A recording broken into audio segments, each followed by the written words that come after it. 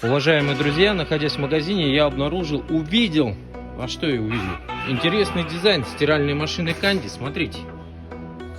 Прямо, или как было раньше, или как стало сейчас. Ну, не знаю, насколько качество. Так, цена 46 тысяч. Стиральная машина 7 килограммов, 1200 оборотов, с инверторным мотором. Модель вот такая, с электромагнитным замком.